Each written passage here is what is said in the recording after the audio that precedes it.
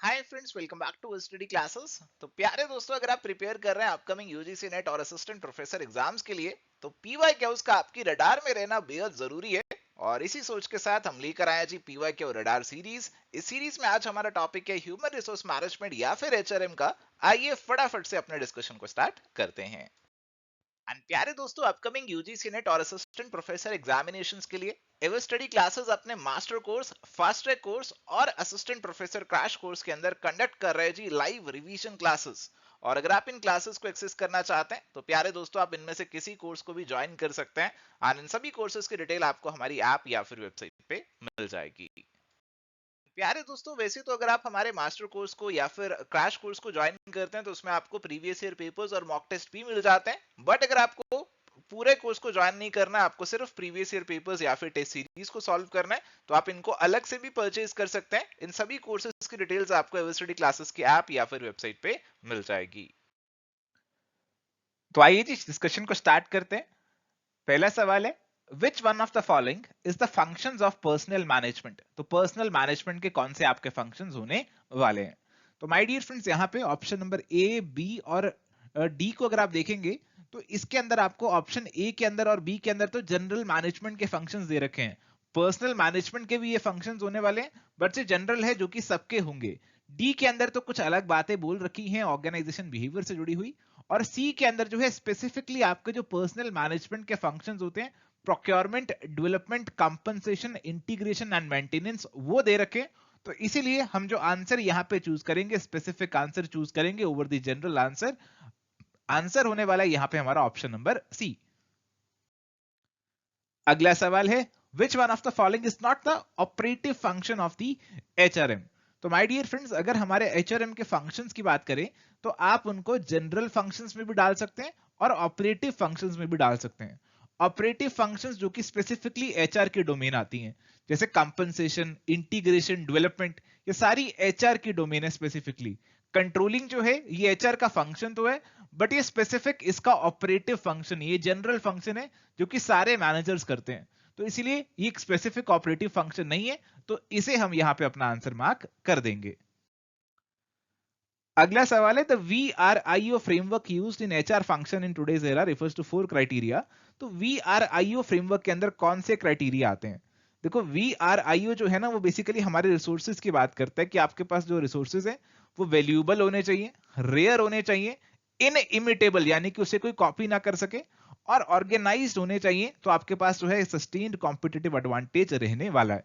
तो कौन सी चीजें आ गई इसके अंदर? वैल्यू, रेरिटी, इमिटेबिलिटी और ऑर्गेनाइजेशन, यानी कि ऑप्शन सी आपका आंसर यहां पे बनेगा। चलिए अगला सवाल हमारे पास है, लिस्ट 2 और लिस्ट 1 को मैच करना है जी। तो लिस्ट 1 में है सबसे पहले सेल्स एग्जीक्यूटिव। तो सेल्स एग्जीक्यूटिव बेसिकली आपकी ऑपरेटिंग फोर्स है जो कि ऑपरेशंस कर रही है ग्राउंड लेवल पे। ब्रांच मैनेजर आपके जो है मिडिल मैनेजमेंट में आएंगे। फोरमैन आपके लोअर मैनेजमेंट के अंदर आएंगे। और प्रोडक्शन मैनेजर जो आपके हैं टॉप मिडिल मैनेजमेंट के अंदर आएंगे। तो आपका आंसर यहां पे ऑप्शन ए बनेगा। अगला सवाल है, recruitment is concern with. Recruitment किससे जुड़ा हुआ है जी? Selecting the right candidate, developing a pool of job candidates, getting application, none of the above. तो रिक्रूटमेंट के अंदर बेसिकली हमारा फोकस होता है कि हम एक pool of job candidates develop करें, लोगों को कंपनी की तरफ अट्रैक्ट करें कि वो कंपनी में अप्लाई करें आगे जॉब लेने के लिए। तो एक पूल बेसिकली हम क्रिएट करते हैं और इसीलिए आंसर आपका यहां पे ऑप्शन बी बन जाएगा। अगला सवाल है, statement 1, employee orientation provides new employees with basic background information they need to perform their jobs satisfactorily। तो हमारे जो नए इंप्लॉयज हैं उन्हें कुछ बेसिक इंफॉर्मेशन मिल जाती है कंपनी के बारे में ताकि अपना काम वो ठीक से कर सकें। तो बिल्कुल सही है ओरिएंटेशन के बारे में। और सेकंड स्टेटमेंट है, orientation is actually a part of the employers new employee socialisation process. तो ओरिएंटेशन आपका सोशलाइजेशन का पार्ट होती है। देखो, सोशलाइजेशन एक ब्रॉड प्रोसेस है। आप किसी भी पर्सन को ऑर्गेनाइजेशन में लेकर आ रहे हो तो आपको उसे सोशलाइज कराना पड़ेगा, यहाँ के सोशल एनवायरनमेंट के बारे में बताना पड़ेगा, यहाँ कैसे लोग हैं, क्या उनकी एक्सपेक्टेशंस हैं, कैसे वो काम करते हैं, ये सारी चीजें उसे आपको बतानी पड़ेंगी। तो ओरिएंटेशन जो है एक उसका पार्ट बन जाता है। तो बिल्कुल यहाँ पे दोनों स्टेटमेंट्स आपकी सही हैं और आंसर आपका यहाँ पे ऑप्शन नंबर सी बन जाएगा। तो यहाँ पे बताया भी गया जी, orientation is one component of the employers new employee socialisation process. Socialisation is the continuing process जिसके अंदर हम जो अपने एम्प्लॉयज हैं उनको इन्फ्लुएंस करते हैं कि कैसे अगर वो किसी नई डिपार्टमेंट में जा रहे हैं या फिर कोई नया एम्प्लॉय ऑर्गेनाइजेशन के अंदर जुड़ रहा है तो कैसे वो अपने आप को वहां के सोशल एनवायरनमेंट के साथ ढाल सके, ऐसा यहाँ पे एम्प्लॉय को बताया जाता है। तो ओरिएंटेशन जो है वो तो केवल नई एम्प्लॉय का होगा, बट सोशलाइजेशन आपका अगर पुराना एम्प्लॉय भी डिपार्टमेंट चेंज करके जा रहा है, कोई नए डिपार्टमेंट में जा रहा है, उसकी कोई ट्रांसफर हो रही है, तो सोशलाइजेशन तो आपकी उसकी भी होगी। तो सोशलाइजेशन एक ब्रॉड टर्म यहाँ पे बन जाती है, ओरिएंटेशन केवल नए एम्प्लॉय की होगी और ये इसका एक छोटा पार्ट यहाँ पे बन जाती है। चलिए अगला सवाल हमारे पास है, select the correct sequence of steps followed in the development of an induction program. तो इंडक्शन का मतलब होता है कि कोई नया पर्सन अगर ऑर्गेनाइजेशन के साथ जुड़ रहा है तो उसे ऑर्गेनाइजेशन के तौर तरीकों के बारे में बताना। तो इसकी क्या प्रोसेस आपकी रहने वाली है? तो सबसे पहले तो है जी, define the new employee notification process. तो कोई नया एम्प्लॉय कंपनी के साथ जुड़ा तो कंपनी को नोटिफाई होना चाहिए कि ये नया पर्सन जुड़ चुका है, तो जो भी कंसर्न लोग हैं वो नोटिफाई कर देंगे जी इंडक्शन से कंसर्न लोगों को कि भाई एक नया एम्प्लॉय जुड़ चुका है और उसके लिए इंडक्शन प्रोग्राम की रिक्वायरमेंट है। और जो लोग उसकी इंडक्शन करने वाले हैं वो पहले तो डिफाइन करेंगे कि क्या ऑब्जेक्टिव्स हैं इस इंडक्शन प्रोग्राम के, क्या क्या चीजें एम्प्लॉय को सिखानी है, और उसके और साथ ही वो ये भी आइडेंटिफाई करेंगे कि कौन हमारी ऑडियंस है यहाँ पे, जैसे वो नया एम्प्लॉय उनकी ऑडियंस है यहाँ पे। फिर वो डिजाइन करेंगे क्या कंटेंट उसे प्रोवाइड किया जाना है, किस मोड से प्रोवाइड किया जाना है, क्या उसे एक सीडी प्रोवाइड करके दे दें या फिर उसे मैनुअली फेस टू फेस जाकर बताना है। तो ये डिजाइन किया जाएगा एक कंटेंट और उसका मोड ऑफ डिलीवरी डिसाइड किया जाएगा और बाद में उसे फीडबैक भी लिया जाएगा कि जो हम चीजें तुम्हें बता रहे थे क्या तुम्हें समझ में आ गई या फिर नहीं समझ में आई। तो एक बेसिक ये आपका प्रोसेस रहने वाला है एक किसी भी इंडक्शन प्रोग्राम का, और इसीलिए आपका आंसर यहाँ पे ऑप्शन नंबर ए बन जाएगा। अगला सवाल है असर्शन रीजनिंग का। असर्शन है, promotion is a move within the organization to a higher position that has greater responsibilities and requires more advanced skills. तो प्रमोशन के अंदर एक पर्सन जो है वो हायर पोजीशन पे जा रहा है जहां पे ज्यादा रिस्पॉन्सिबिलिटी है और ज्यादा स्किल्स उससे रिक्वायर्ड है। रीजन दिया, प्रमोशन में not involve raise in status but a hike in salary is a must. तो अगर आपका प्रमोशन हो रहा है तो आपका स्टेटस बढ़ेगा और आपकी सैलरी भी बढ़ेगी। तो ये कहना गलत होगा कि प्रमोशन में not involve a raise in status, तो ये यहाँ पे गलत बात बोली गई है और इसलिए रीजन आपका सही नहीं है और इसीलिए आंसर आपका option number C A is correct whereas R is incorrect बन जाएगा। अगला सवाल है, an interview in which the applicant is interviewed sequentially by several persons and each rates the applicant on a standard form is called। तो एक applicant को अलग अलग पर्सन सिक्वेंशियली इंटरव्यू कर रहे हैं और अपनी रेटिंग जो है वो उसे एक्सटेंडेड फॉर्म पे प्रोवाइड कर रहे हैं। तो बेसिकली एक आपका स्ट्रक्चर्ड इंटरव्यू चल रहा है, तो इसीलिए आपका आंसर यहाँ पे अगर आप ऑप्शन सारी पढ़ेंगे एक बार तो एक तो है जी अनस्ट्रक्चर्ड, दूसरी है स्ट्रक्चर्ड, जॉब रिलेटेड, मास इंटरव्यू। तो आसानी से आप अपना सही आंसर टिक कर पाएंगे, स्ट्रक्चर्ड सीक्वेंशियल इंटरव्यू आपका आंसर यहाँ पे सही बन जाएगा। अगला सवाल है असर्शन रीजनिंग का। असर्शन है, recruitment is positive while selection is negative in its application. Reason है, recruitment aims at increasing the job seekers while selection rejects a large number of unqualified candidates. तो रिक्रूटमेंट के अंदर हमारा focus होता है कि ज्यादा से ज्यादा लोग कंपनी में अप्लाई करें, एक पॉजिटिव अप्रोच हमारी रहती है। सिलेक्शन के अंदर हम जो अनसुटेबल कैंडिडेट्स हैं उनको निकाल देते हैं, हमारी नेगेटिव अप्रोच रहती है। और इसीलिए आपकी असर्शन रीजनिंग दोनों सही है और रीजन असर्शन को सही से एक्सप्लेन भी कर रहा है और इसीलिए आपका आंसर यहाँ पे ऑप्शन नंबर सी बन जाएगा। अगला सवाल है, which of the following are the methods of on the job training. तो on the job, off the job training के अलग अलग मेथड्स हमारे पास अवेलेबल हैं।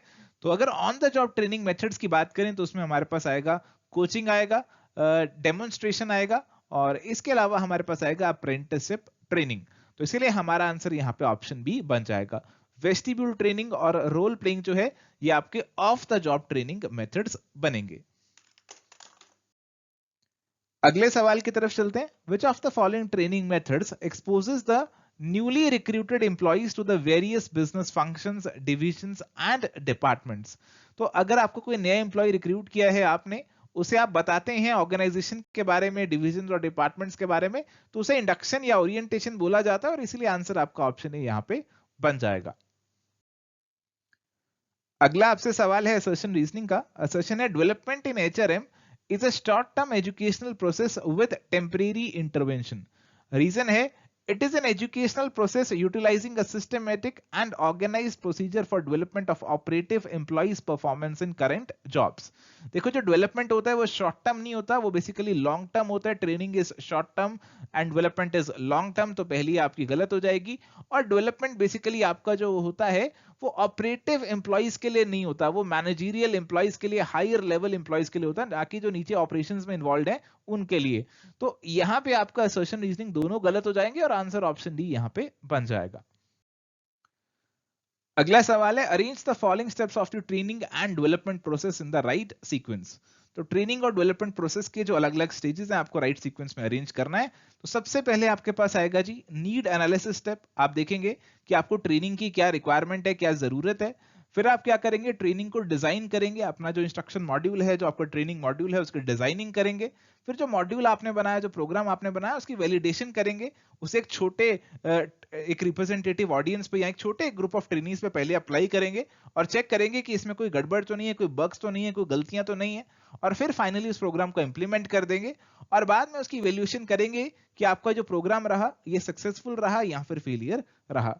So right sequence is going to be denoted by option number C. अगला सवाल है, which are the modern methods of the performance appraisal. तो परफॉर्मेंस अप्रेजल के हमारे पास कुछ ट्रेडिशनल मेथड होते हैं और कुछ मॉडर्न मेथड होते हैं. और अगर यहां पे हम देखें तो 360 डिग्री परफॉर्मेंस अप्रेजल एक मॉडर्न मेथड है, मैनेजमेंट बाय ऑब्जेक्टिव्स एक मॉडर्न मेथड है, और बिहेवियरली एंकर्ड रेटिंग स्किल्स जो बार्स है वो भी एक मॉडर्न मेथड है हमारे पास. तो 1, 3 एंड 5 जो है यहाँ पे कवर अप होंगे और इसीलिए आंसर आपका ऑप्शन सी यहाँ पे बन जाएगा. अगला सवाल है, which one of the following does not serve the main objective of performance appraisal. तो परफॉर्मेंस अप्रेजल का इनमें से कौन सा हमारा कोई मेन ऑब्जेक्टिव नहीं है.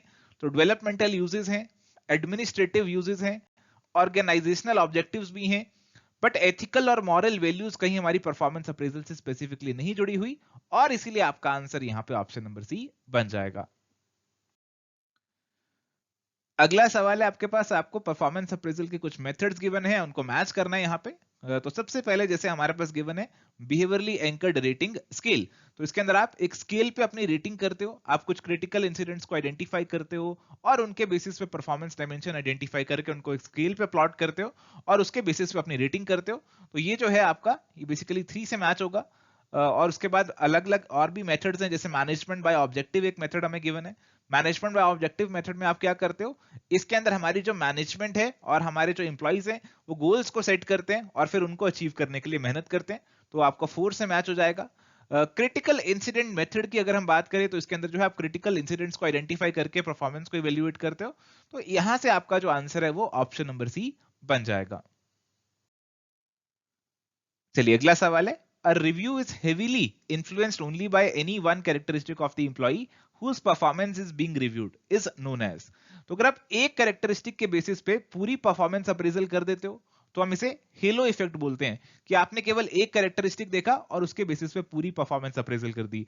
आपने केवल ये देखा कि एम्प्लॉय जो है टाइम पे ऑफिस आता है और आपने कह दिया कि इसकी परफॉर्मेंस जो है बहुत बढ़िया है, चाहे वो आके काम नहीं करता, बट आपने केवल एक कैरेक्टरिस्टिक पे उसकी पूरी रेटिंग कर दी. So this is an error in performance appraisal and this is referred to as the halo effect. अगला सवाल है बहुत ही सीधा, बिहेवियरली एंकर्ड रेटिंग स्किल्स जो बार्स है उसके स्टेप्स को आपको राइट ऑर्डर में अरेंज करना है. तो आपके साथ डिस्कस किए हमने बार्स के स्टेप्स. तो हमारे पास जो सीक्वेंस बनती है, सबसे पहले क्रिटिकल इंसिडेंट्स को कलेक्ट करते हैं, फिर परफॉर्मेंस डायमेंशंस को आइडेंटिफाई करते हैं, फिर जो हमारे इंसिडेंट्स हैं उनको रिक्लासिफाई अगर करना है तो वो करते हैं, फिर हमारी जो स्केल वैल्यूज हैं उनको असाइन करते हैं हमारे इंसिडेंट्स के ऊपर और फिर हमारा फाइनल इंस्ट्रूमेंट यहाँ पे तैयार हो जाता है. तो ये स्टेप्स आपके साथ कोर्स के अंदर क्लास के अंदर डिस्कस कर रखे हैं जी, तो दोबारा डिटेल में एक्सप्लेन नहीं कर रहा है इन्हें. आपका जो आंसर यहाँ पे बन जाएगा इन स्टेप्स के अकॉर्डिंग वो आपका ऑप्शन नंबर बी जो है वो यहाँ पे बन जाएगा.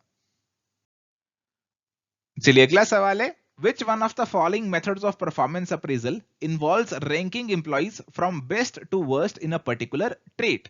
तो best to worst की रैंकिंग हमेशा चलती रहती है किस मेथड के अंदर. ग्राफिक रेटिंग में ऐसा नहीं होता, फोर्स डिस्ट्रीब्यूशन में ऐसा नहीं होता, पेयर्ड कंपैरिजन में भी ऐसा नहीं होता, ऑल्टरनेट रैंकिंग मेथड में आपका ऐसा देखने को मिलता है. देखो इस मेथड के अंदर क्या करते हैं, जैसे मान लीजिए हमारे पास ना 6 एम्प्लॉइज हैं, A B C D E F, ये 6 एम्प्लॉइज हैं और हमें इनको परफॉर्मेंस अप्रेज करके इनकी रैंकिंग देनी है। तो हमारे पास 6 रैंक्स होने वाले हैं, 1 2 3 4 5 6। तो मैं सबसे पहले देखता हूं कि जो 6 मेरे पास इंप्लॉइज हैं उनमें से बेस्ट और वर्स्ट कौन सा है। जैसे मैंने देखा भाई जो बी है वो बेस्ट है और ई जो है वो सबसे वर्स्ट है, तो बी और ई को मैंने अब हटा दिया। अब ए सी डी एफ बचे। इनमें से बेस्ट कौन सा है? मैंने देखा इनमें से डी बेस्ट है। और इनमें से वर्स्ट कौन सा है? मैंने देखा भाई इनमें से जो आपका सी है वो वर्स्ट है।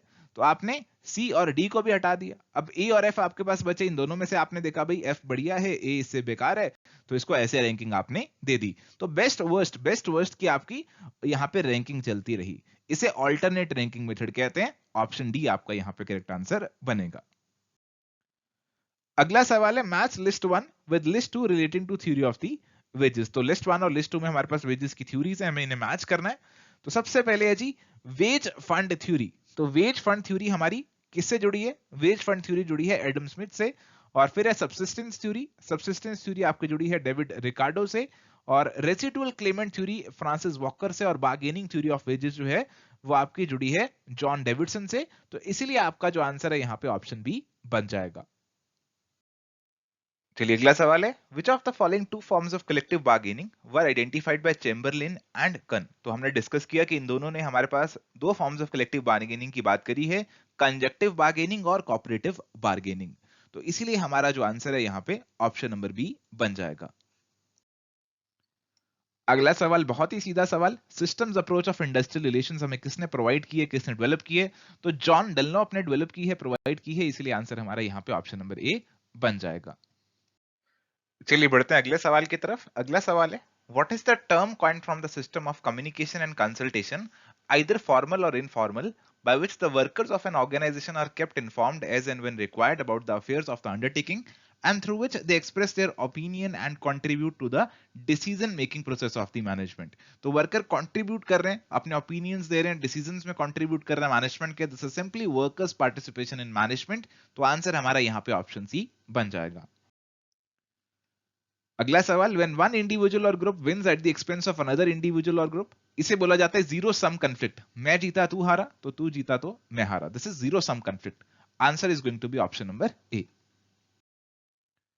अगला सवाल कलेक्टिव बार्गेनिंग की डिफरेंट अप्रोचेस के बारे में आपको मैच द फॉलोइंग का सवाल दिया है यहाँ पे। और सबसे पहले विन लूज का क्या मतलब है कि दोनों पार्टी जीतना चाहती हैं, दोनों के लिए जीतना एवरीथिंग है, तो ये आपका 1 से मैच हो जाएगा। और अगला है लूज विन, तो आप जो है हारने को तैयार हो, आप दूसरे को जिताने को तैयार हो, क्योंकि आपके लिए रिलेशनशिप जो है वो ज्यादा इंपॉर्टेंट है। लूज नथिंग फॉर नथिंग, किसी को कुछ नहीं मिला। विन विन, दोनों को सब कुछ मिल गया, एवरीथिंग फॉर एवरीथिंग, दोनों जीत गए, एवरीथिंग फॉर एवरीथिंग। तो इसीलिए हमारा जो आंसर है यहाँ पे ऑप्शन नंबर बी बनेगा। चलिए अगला सवाल है advantages of incentive payments are. तो हम अपने वर्कर्स को इंसेंटिव्स देते हैं, कंपनसेशन जो देते हैं उसमें इंसेंटिव्स भी वर्कर्स को देते हैं। क्यों देते हैं वो आपसे यहाँ पे पूछा जा रहा है, उसके एडवांटेजेस क्या हैं, फायदे क्या हैं, ये आपसे पूछा जा रहा है। तो 4 पॉइंट दिखे हुए हैं। अब सबसे पहले मैं क्या करता, पॉइंट नंबर डी मुझे दिख रहा है इंक्रीज्ड स्क्रैप। तो इंसेंटिव देने से हम ये तो कभी नहीं चाहेंगे कि हमारा स्क्रैप बढ़ जाए, तो स्क्रैप तो बढ़ना आंसर में नहीं आना चाहिए। तो मैं सबसे पहले इसको बाहर निकाल देता, ये ऑप्शन नंबर 3 तो मेरी बाहर निकल जाती। इसके बाद है जी ease in the introduction of new machines, better utilisation of equipment, reduced absenteeism and turnover. तो इंसेंटिव्स देंगे तो वर्कर सेटिस्फाइड रहेंगे, तो आपका पॉइंट नंबर सी तो आना ही चाहिए। और पॉइंट नंबर सी मेरा किस किस में आ रहा है जी, मेरा यहाँ पे 2 और 4 में आ रहा है। और इसके साथ साथ बेटर यूटिलाइजेशन ऑफ इक्विपमेंट भी होगा, क्योंकि वर्कर्स को इंसेंटिव रहेगा कि अच्छे से काम करो, अच्छे से इक्विपमेंट यूटिलाइज करो, इससे ज्यादा प्रोड्यूस करो ताकि उनको इंसेंटिव मिले। तो बी और सी तो आपके यहाँ पे कवर अप होने वाले हैं। And the correct answer is going to be option number 2, B and C only. Ease in the introduction of new machines is not directly related to incentive payments. तो इसीलिए हमारा जो correct answer बनेगा that is going to be option number 2. चलिए अगला सवाल है use of interviews as a training needs assessment technique has the following advantages. तो हमें असेस करना है लोगों की ट्रेनिंग नीड्स को, कि लोगों को कैसी ट्रेनिंग दी जाए, उसके लिए हम इंटरव्यू का इस्तेमाल कर सकते हैं। बट इंटरव्यू का इस्तेमाल करेंगे तो उसके कुछ फायदे कुछ नुकसान होंगे। आपसे फायदों के बारे में पूछा जा रहा है। क्वेश्चंस कैन बी मॉडिफाइड, तो बिल्कुल इंटरव्यू के अंदर ये सबसे बड़ा फायदा रहता है कि आप क्वेश्चंस को कभी भी मॉडिफाई कर सकते हैं, तो ए पॉइंट तो आएगा ही आएगा। इजी टू एनालाइज, अब इंटरव्यूज जो होते हैं सब्जेक्टिव होते हैं और इनको एनालाइज करना हमेशा आसान नहीं होता, तो इसे फिलहाल स्किप करते हैं। Can explore unanticipated issues that come up. हाँ, तो बातचीत करते समय कोई भी ऐसा इशू आ गया, कोई भी ऐसा टॉपिक आ गया, तो उसको भी हम एक्सप्लोर कर सकते हैं, क्योंकि इंटरव्यू में हम फेस टू फेस बात कर रहे हैं, तो ये भी हो सकता है। लेस टाइम कंज्यूमिंग तो नहीं है, इंटरव्यू कंडक्ट करेंगे, आपको लोगों से बात करनी होगी, तो उसमें टाइम भी लगेगा। तो ए और सी तो आपके डायरेक्टली यहाँ पे जुड़े हुए हैं, और करेक्ट आंसर हमें जो मिल रहा है वो ऑप्शन नंबर 3 में ही देखने को मिल रहा है। So that is going to be the correct answer. चलिए, तो यहाँ पे हमारा सवाल है, which one of the following test measures the applicant's capacity to learn the skill acquired for a job। तो आपको किसी जॉब के लिए कोई स्किल एक्वायर करना पड़ेगा, तो आप वो स्किल एक्वायर करने के कैपेबल भी हैं, आप में वो क्षमता है भी या नहीं, ये कौन सा टेस्ट मेजर करता है, ये आपको यहाँ पे बताना है। Aptitude test, interest test, intelligence test और पर्सनैलिटी टेस्ट। तो प्यारे दोस्तों, यहाँ पे जो करेक्ट आंसर बनेगा that is going to be aptitude test, क्योंकि यहाँ पे हम ये देख रहे हैं कि आपके अंदर वो एप्टीट्यूड है कि नहीं, कि आप कुछ नया सीख सकते हैं या नहीं सीख सकते हैं। तो that is going to be measured by aptitude test. तो करेक्ट आंसर ऑप्शन नंबर 1 का रहेगा। चलिए, तो यहाँ पे हमारे पास सवाल है, which one of the test measure the applicant's level of knowledge and skill in a particular job in which one he will be appointed. तो जौन सी जॉब पे आपको अपॉइंट करने वाले हैं, उस जॉब से जुड़ा आपका नॉलेज और स्किल जो है, कौन सा टेस्ट मेजर करेगा, क्या पर्सनैलिटी, क्या अचीवमेंट, क्या इंटरेस्ट और क्या एप्टीट्यूड टेस्ट। तो प्यारे दोस्तों, अगर आपने ये टेस्ट के बारे में पढ़ा हुआ है तो आप आसानी से आंसर कर लेंगे। The correct answer is going to be achievement test. तो अचीवमेंट टेस्ट जो है, ये आपका मेजर करेगा आपके स्किल्स और नॉलेज स्पेसिफिक जॉब के कॉन्टेक्स्ट में। तो करेक्ट आंसर ऑप्शन नंबर 2 का यहाँ पे बनेगा। सो थैंक यू प्यारे दोस्तों, ये था जी आज का हमारा डिस्कशन इस सीरीज के अंदर। अगर आप इस सीरीज को एंजॉय कर रहे हैं तो जाते हुए इस वीडियो को लाइक जरूर कीजिएगा, इस वीडियो को लाइक करना बिल्कुल भी मत भूलिएगा। तो मिलते हैं जी नेक्स्ट सेशन में। Till then goodbye, take care, all the best.